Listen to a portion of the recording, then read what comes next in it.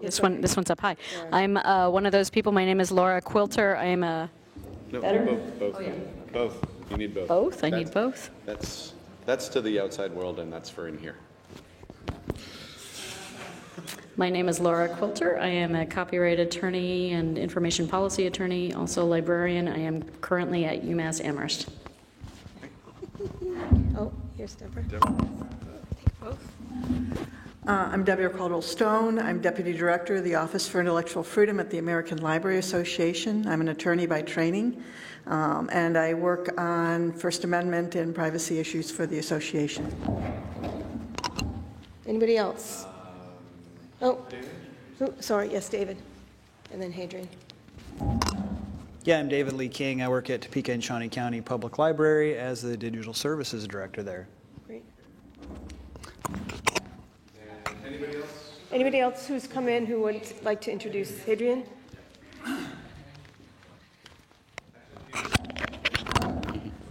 Yeah. Yeah, hello, I'm Hadrian Gutter from Feedbooks, France. Great, thank you. And Peter? Sure. Oops. Peter Brantley, UC Davis. Great, thank you. Welcome. So, again, half hour, 45 minutes, I'll check in. We may want to reconvene tomorrow morning and continue this conversation, depending on how lively it is. So, with that. And the topic for now is? The topic for now is legal frameworks and policy issues. All right. The way that you use this is you hold it by the little handle, which is sort of like a roach clip. Oh, we can't Passing just, it around. We just can't put it in the center of the table?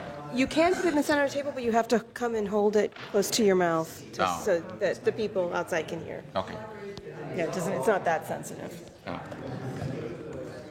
So legal frameworks, there were two, actually, I pulled up the notes from the meeting and there were two. Did we put the notes up? Yeah, I did. No, It's no, right. no. For this, are they publicly available?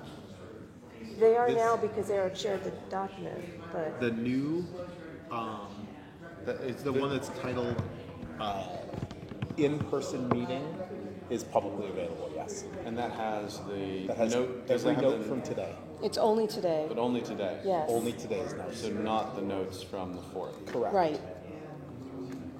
Okay. So there were two outcomes. I moved it. So, But these are the ones up here are these are, there were notes taken from the, Let's change it. Oh, here, there's two. It's just, there were two principles that came out of June 19th. there are two potential principles that the steering committee kind of extracted from the conversation. But were there no? These are all the notes from the meeting on June 19th. And this is a document which is available to the steering committee, but it's not public. Yeah. So. And then. So the steering committee members can maybe read through the notes if anyone would like some kind of summary. we can do that. But then the two possible principles were, you can read them, because you have the mic. Oh, sure, I can read these. Advocates for legislation that ensures security of patron data to third parties who have access to library records or patron data. And the second, default setting should always be set to the most private. But the context is for. And then the context is further up. So These could be read as additional potential themes. these were just extracted ideas as potential principles from that meeting. Don't feel obligated to. They're out there, and we can use them or not. Think about them. They're virtually on that. They're virtually there.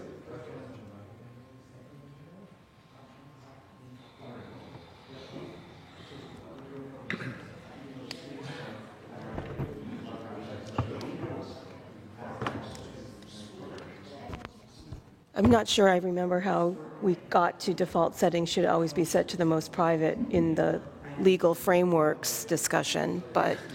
But interestingly, it came up again earlier today. Oh, okay. I suspect it has to do with what I was cut off at the end of the call. But both Allison and I were talking about what happens when we don't default to the most private and who gets harmed most by that, and it tends to be minorities, lower socioeconomic status. And although I wasn't there, that sounds like an outcome of that part of the conversation.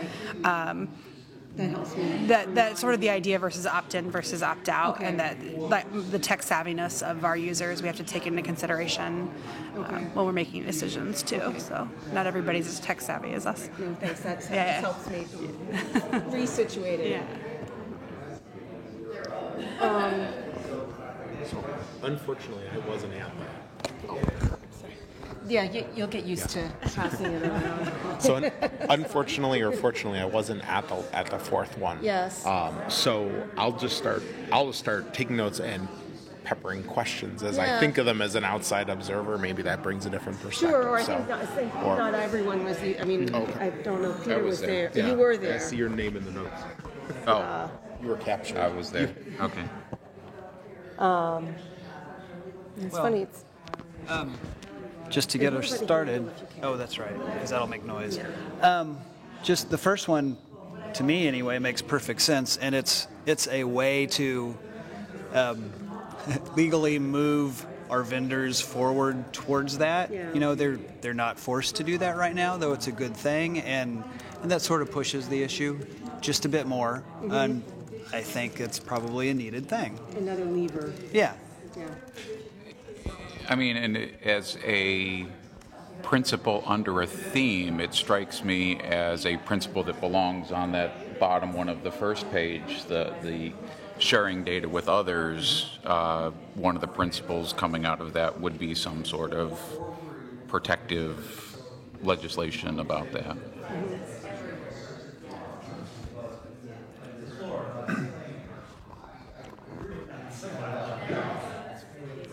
So there's risks, of course, with legislation.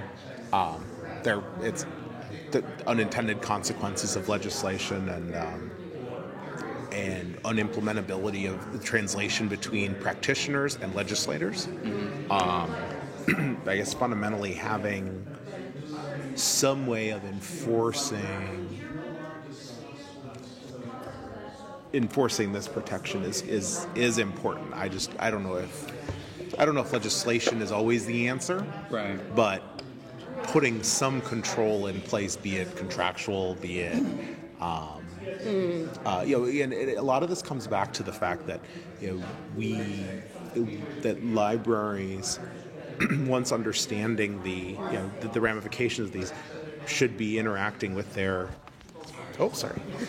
should be interacting with their suppliers in a way that holds suppliers accountable. And I am a supplier. I represent a supplier, and the surest way to have us understand your needs is to help us understand your needs.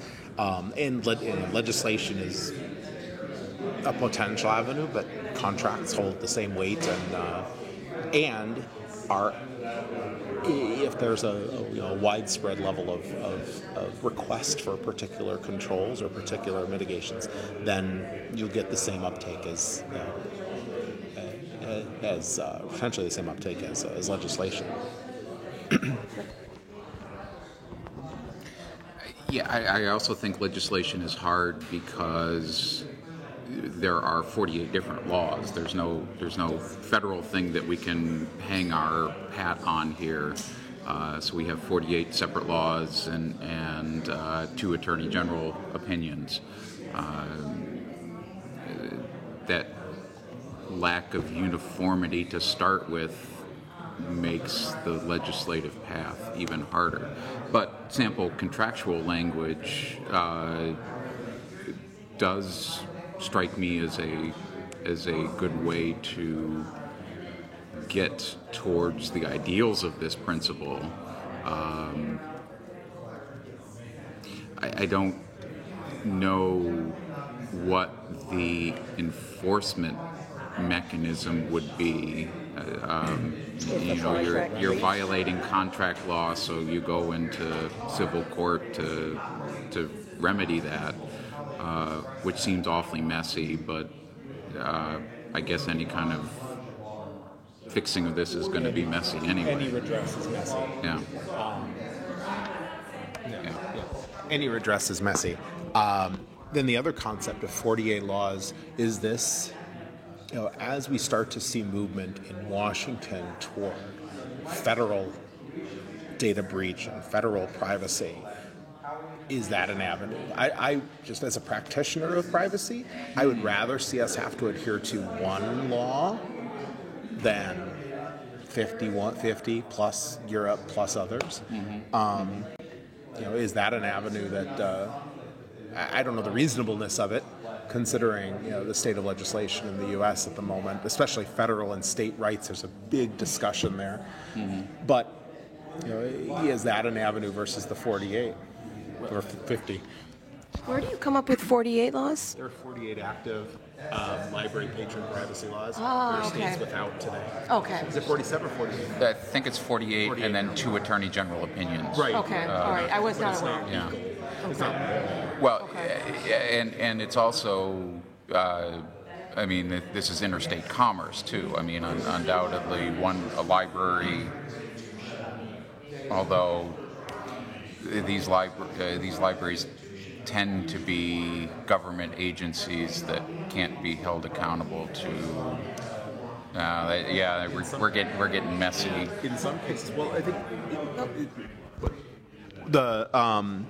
the notion of interstate commerce, I think, is actually really important. The notion of non-boundary based interaction, and it's actually wider. It's at the global level. But for the scope of the U.S., state laws have proven very challenging. One, where do you enforce them? Two, whose paper do you use? All of these things that lead up to a very messy state. Maybe the national notion is far less ugly, but contractual. Putting it in just at a relationship level, I think, is the easiest to implement at a entity level, but is and fastest to get the protections in place. Sorry, Bobby. Well, I was trying to look back through the slides from that presentation, and it's interesting because we're really hung up on sort of, do we want to advocate for legislation and what legislation is requiring us to do. But I don't remember the conversation being that. And so I was trying to sort of look back through the slides and the Twitter feed to see sort of how did it evolve organically, because the slides do tend to seem to focus on a little bit what we're talking about, but I know that we did. Were you on that call, David? I was on the first part. Okay. And I got disconnected while I was in the car, and it seemed a wise move not to try to dial back in. I think there was me. Yeah. Right. Don't text while you're driving, kids. But I feel like somehow at the end of that conversation, we really got onto this idea of what happens when we're not careful about privacy and we're not protecting it well, which was not so much about legislation, but that we need to ensure that our decisions about privacy and data collection in libraries represents all our patrons equally well. And I think that might be a better conversation. Of course, we don't have a lawyer at this table, but that may be a better conversation to be having, I guess. So, I don't know. Is it possible to represent all? Is it possible to represent all your patrons in a meaningful way across a diverse patron set? I was going to say, I'm sure David would look into that. Yeah. It's just an outsider. Yeah. No, I think that's both yes and no. I mean, on the yes side, yes, if you set a basic level of privacy, of what you're going to do and how you explain that, sure, I think so. Getting to Bobby's point about lower socioeconomic levels, lower, different levels of understanding, yeah, probably not. So it depends on what you're talking about. But to set is, I'm just reading back my notes here. What happens when we're not careful about privacy? That it represents all our patrons. That we make privacy decisions that represent all our patrons. the risk of making it so broad that it represents everybody has the potential impact of reducing the impact of any of it. Not that I'm advocating against protecting our patrons, but just playing devil's advocate. Right. You can represent the majority of your customers or patrons, I think. That 80-90% range. Yeah, I think so. I mean, in Topeka, we have minority groups who don't want to give us information because they consider us a government entity and they're scared of government, for example. So, yeah, we're not going to represent them necessarily, though we want to, but we can hit that majority. Thank you. So, uninformed question. No Give question. me a moment. Okay. We can wait.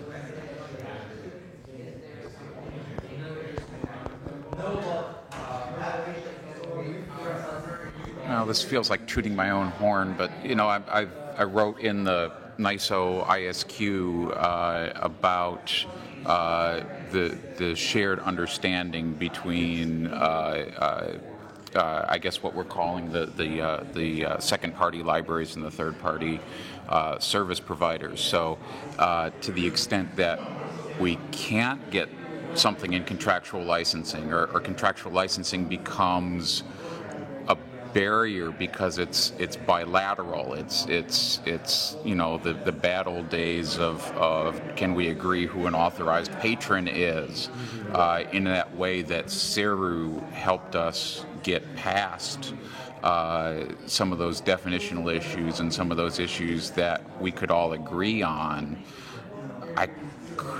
And I'm leaping from framework through principle to a way to enact it, but looking at some of the things that are listed there could be done through that kind of mechanism.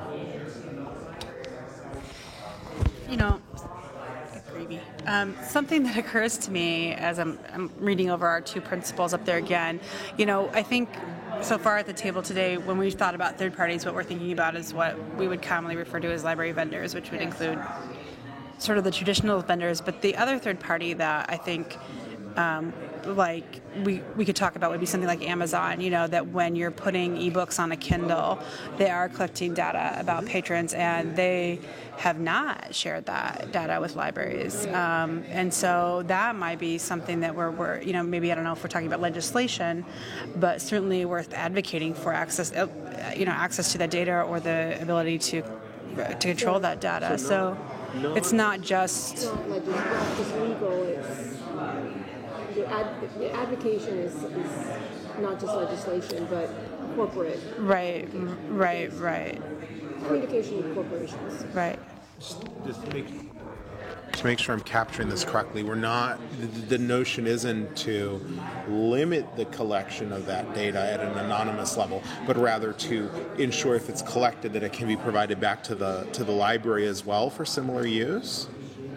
Well, I do think there is an argument to be made for not collecting that. Amazon, is a very big fish, and they really got a good deal. I don't know if you guys have put an ebook from the library on your Amazon Kindle, but you log into your account, and then they want to sell you books based on that. I don't know any other vendors that get that kind of option. So, and of course they were able to negotiate that deal, but maybe we rethink that, and maybe that does require legislation because it's Amazon. I don't know. And that's just one example. Okay. Yeah, I mean, they're the obvious target, I think.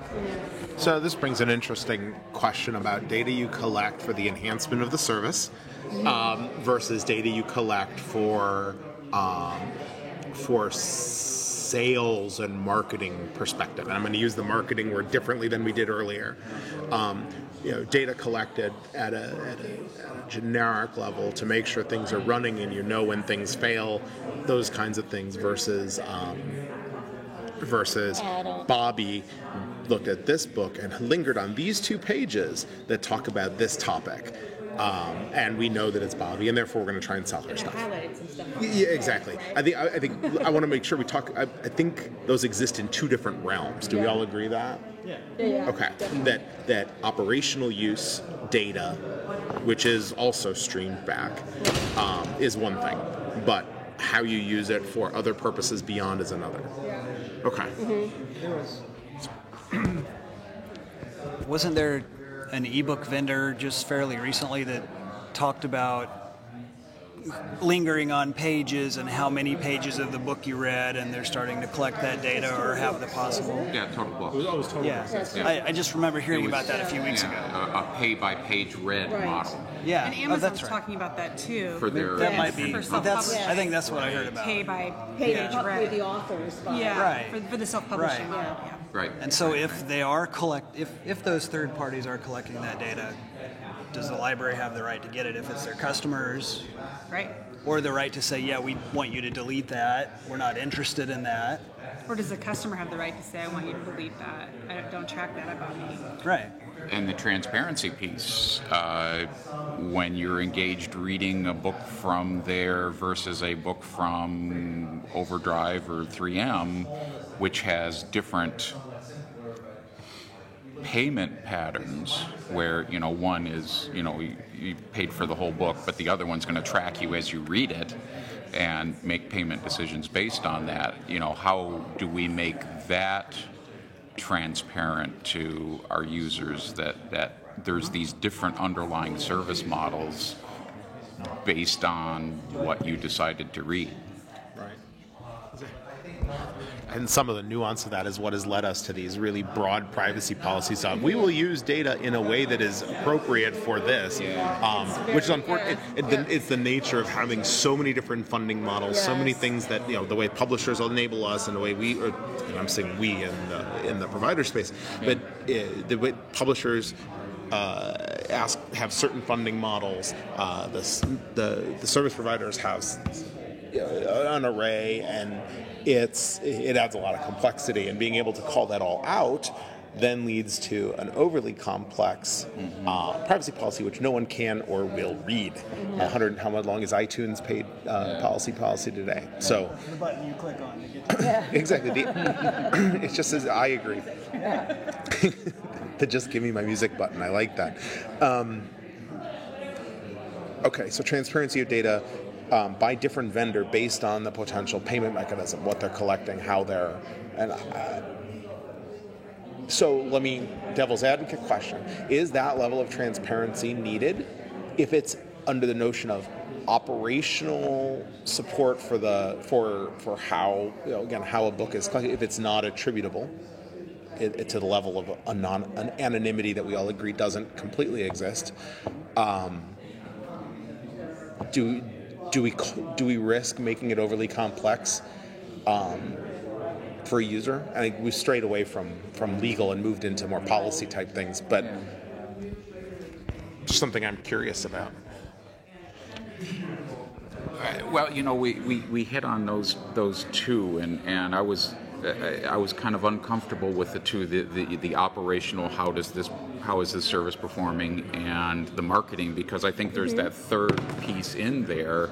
There's the use of the patron usage data as a way to improve the service, to improve the relevancy ranking, to make the suggested reads, beyond the I'm going to try to market this to you, but you might also want to read the non-personalized, more generally personalized information versus specifically, Peter, you read this, and I think that you would like these 5 other books. Right. But other people Right. that kind of did the same thing. that have swam in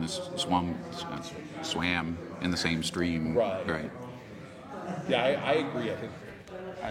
I think those are 3 valid distinctions. Yes.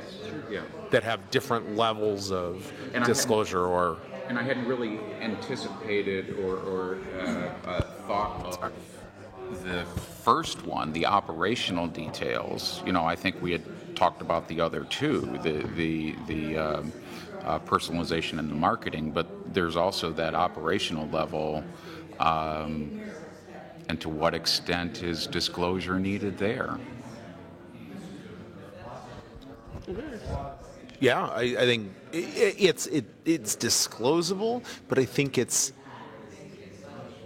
done in a way that unfortunately comes back to that vagueness that's in today's common privacy policies. But for those items, as hey, we're gonna look at some basic things about how the thing runs, and if it doesn't run, we're gonna get told about it, and it won't be in a way that makes me know that it was Peter that was doing this. And but I think it's more very general for that one, then slightly more specific for the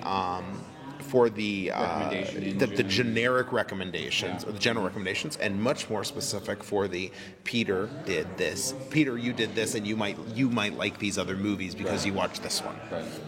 Does that make sense? I'll just hold on. Hey, it's keeping you from typing while talking. Yeah. Usually the typing keeps you from talking, Yes. which people appreciate. Yes.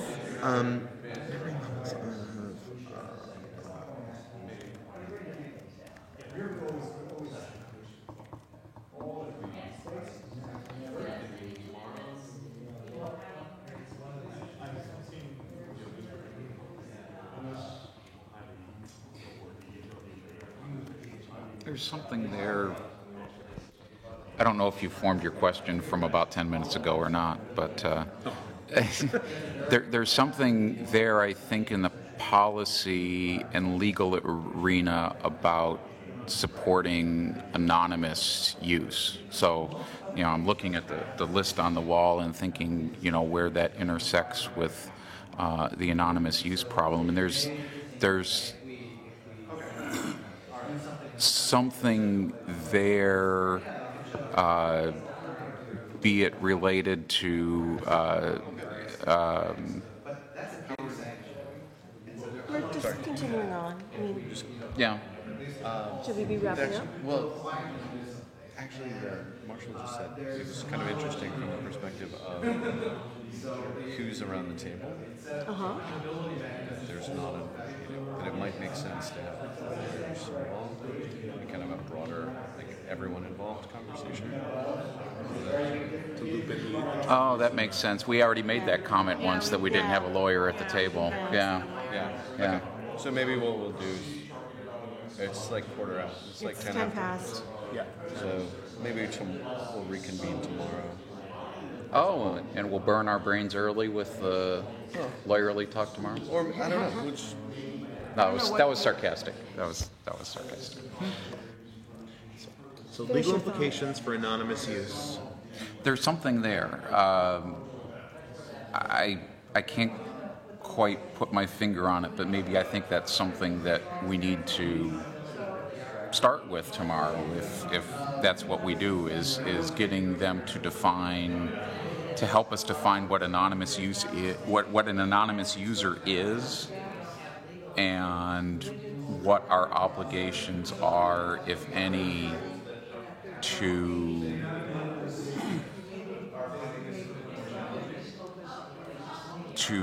support the anonymous use, or to not, or where there's areas where we can't support that anonymous use. Right. Where are the laws that preclude it? Yes. Well, and just functionality as well. I mean, just thinking practically, you can use my library catalog anonymously until you want to check something out. Right. You can use a database anonymously if you're in the building. If you're in the building. If you're outside, you got to log in, so Yeah. you're not anonymous. Right. So there's a functionality aspect of that, I think. As well. Yeah. No, we discussed that at the last table. So. Yeah, and I mean, I think there's also the idea, and I said this before, but I'm going to say it again. There's the idea that you can check the book out. When you get returned, that data get wiped. So while the library may need to know that this book was checked out because they need to track circulation, they don't necessarily need to know that I had it. If I've, that. After the fact. Yeah. So I don't know. Is that anonymization after the fact, which is not even really? We had the good patron, bad patron talk. Oh, at yeah, our yeah. table. The good patron is the one who returns the book on time, and we can truly divorce the record, divorce the patron from the record.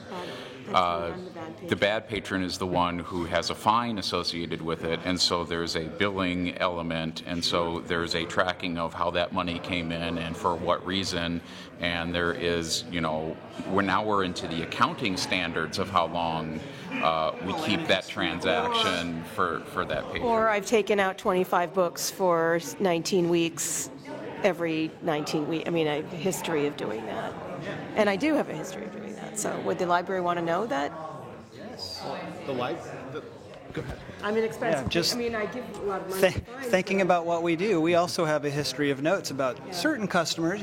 This customer comes in and lies. This says I've paid, but they haven't, et cetera, et cetera. So we keep that because there, are few problem customers. Yeah, but I don't have an objection to that, I guess. And I'm the one that seems to always be objecting, so. Well, hold it and say it. Okay, so on the record, into the microphone. I guess I don't have an objection to the bad keeping records when procedure is not followed by the patrons, and in theory, returning your books on time is procedure. It does seem like we have to be able to purge that at some point, but. So, you have to set a baseline, though. Right. So you have to keep stuff. You can't say, I'll only keep stuff when you're a bad patron. You have to, it's hard to make that differentiation, right? I mean, how do you do that in a database? You can do that one-on-one. Well, I mean, if in theory you're returning your books on time, there's no record to keep. Right. If all you're keeping is records about fines. So that would be the way you would do it in the database. Be a good patron, your privacy is good. So if I'm an entity, I want to find out, I go to the bad patron data table? Well, I mean, what we said was in order to provide access to services, and this is something you're going to have to keep in order to. Now, of course, you could be like me and think that library shouldn't charge fines anyways, and that's a whole other story. Welcome to your empty library. It doesn't happen. There's lots of libraries that don't charge fines. Yeah, that's true. Yeah. I could retort to that. When I pay fines, I always feel it's a donation to the library. I feel pretty good about it. I don't feel guilty. If that soothes your soul, Yes, that's fine. Isn't that what my tax bill is? That's much of it. Yeah. Well, it's interesting because actually I do think I object particularly to the long-term retention of these fine records because I've had to migrate them from one system to another, and it's like, how far back are we going to keep? And sometimes it's the integrity of the system, the financial tables of the system can't be, can't pass their integrity check if that fine record isn't there with that name and that book and that date. I would think that's a problem with the system. Yeah, so now we're getting into system design problems. Yeah. This goes to my point earlier, the question I made, the point I stumbled across earlier on the right to be forgotten, and it's a perfect concept, but the implementation of it is 99.9% of systems in the world today have no ability to be stable after having purged fields from the middle of its database somewhere. And so it's a long road. While I agree the notion is great, it's not one that will be realized fully for quite some time. Well, we should talk about it. Without question, we should talk about it because it's the right thing to do. But it's not one of those that's gonna hit in any short order across a wide array of services.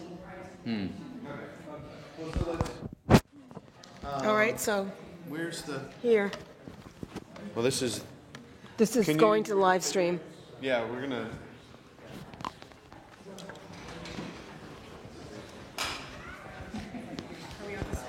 Ken? Give me a minute.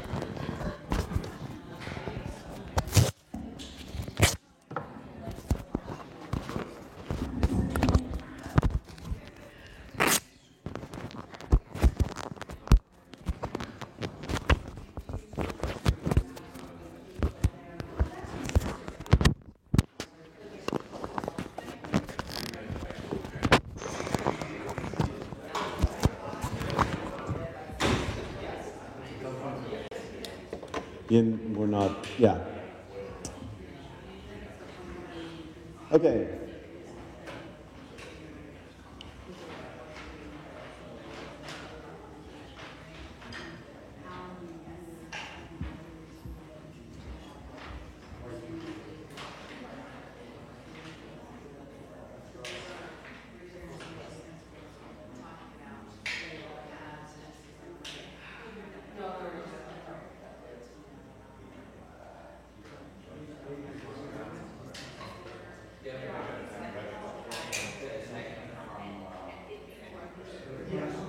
Right.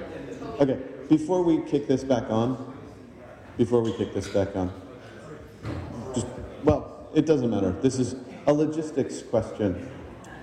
How many of you would like to attend the reception happy hour thing? Casual, just zeitgeist. It is conveniently nowhere near here. So that was, Julian, did you count? Put your hands back up. We're going to go to Zeitgeist, which is a beer garden kind of place down in the Mission. We'll be meeting the Library Freedom Project people there as well. Some of us want to go from here to the Library Freedom Project and then to Zeitgeist. Well, so, and this is sort of the logistics question. How many people want to go from here to there directly? To Zeitgeist. To the reception. To the reception space. So well, okay, here are the options.